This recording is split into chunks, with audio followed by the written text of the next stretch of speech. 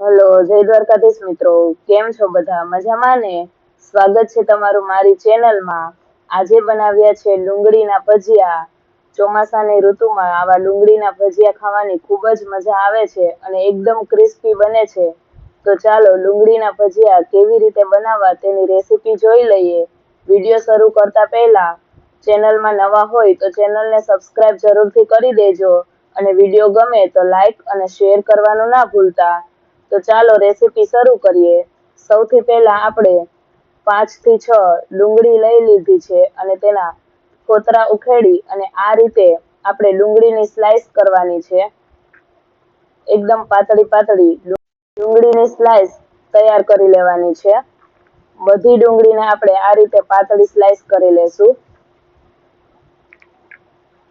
હવે આપણે બધી ડુંગળીની સ્લાઈસ કરી લીધી છે. તો આપણે તેમાં બધા મસાલા એડ કરી લઈએ.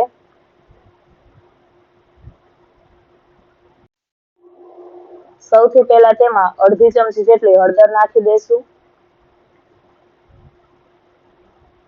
ત્યારબાદ 1 ચમચી ધાણા જીરું, થોડીક લાલ મરચું પાવડર, સ્વાદ પ્રમાણે મીઠું, થોડીક હિંગ અને થોડોક ગરમ મસાલો એડ કરી દઈશું. અને હવે આ બધા મસાલાને એકદમ સરખી રીતે આપણે ડુંગળીમાં મિક્સ કરી લેશું. તમે આમાં વધારાનો મરી પાવડર, આમચૂર પાવડર પણ યુઝ કરી શકો છો. હવે આપણા બધા મસાલા મિક્સ થઈ ગયા છે. તો તેમાં આપણે 4 થી 5 ચમચી જેટલો ચણાનો લોટ નાખી દઈશું.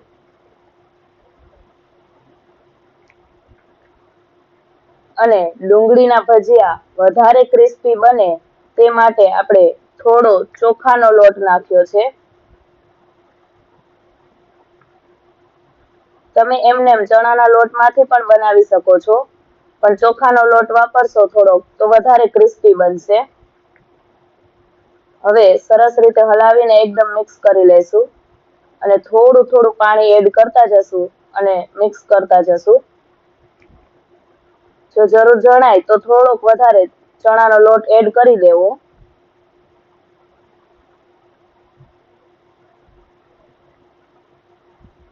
બરાબર મિક્સ કરી લીધું છે આપણે. તો હવે ભજીયા તળવા માટે તેલ ગરમ કરવા મૂકી દેશું.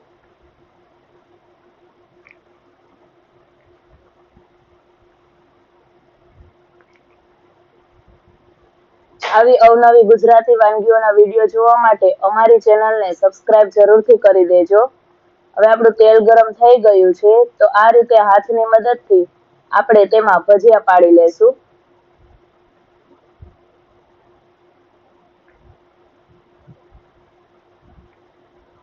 ડુંગળીના ભજીયા એકદમ ક્રિસ્પી બનીને તૈયાર થાય છે અને ખાવાની પણ ખૂબ જ મજા આવે છે.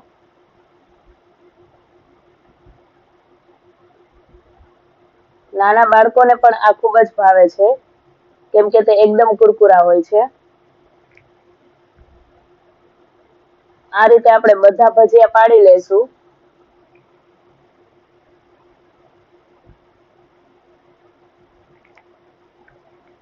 વિડીયો ગમે તો લાઈક અને શેર કરવાનું ના ભૂલતા અને કમેન્ટ કરીને જરૂર જણાવજો કે તમને રેસીપી કેવી લાગી.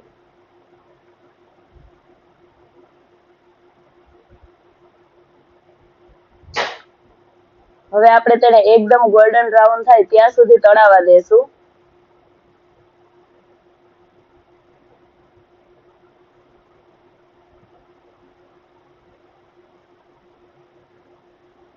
આ ભજીયાને આપણે વધુ જ કૂક કરવાના છે, જેથી તે ક્રિસ્પી બનશે એકદમ.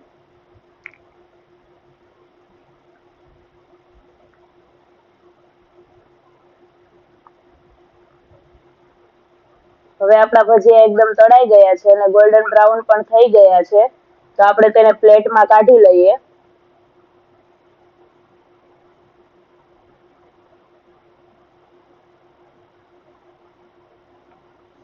હવે જો તમારે હાથની મદદથી ભજીયા ન પાડવા હોય તો ચમચીની મદદથી પણ તમે આ રીતે ભજીયા પાડી શકો છો. આ રીતે ચમચીમાં થોડું થોડું બેટર લઈ અને ચમચીની મદદથી પણ આ ભજીયા બની શકે છે. તો તૈયાર છે આપણા ડુંગળીના એકદમ કુરકુરા ભજીયા. તો તમે પણ ઘરે જરૂરથી આ રેસીપી ટ્રાય કરજો અને કમેન્ટ કરીને જરૂર જણાવજો કે રેસીપી કેવી લાગી. અને વિડીયો ગમે તો લાઈક, શેર અને સબસ્ક્રાઇબ કરવાનું ના ભૂલતા.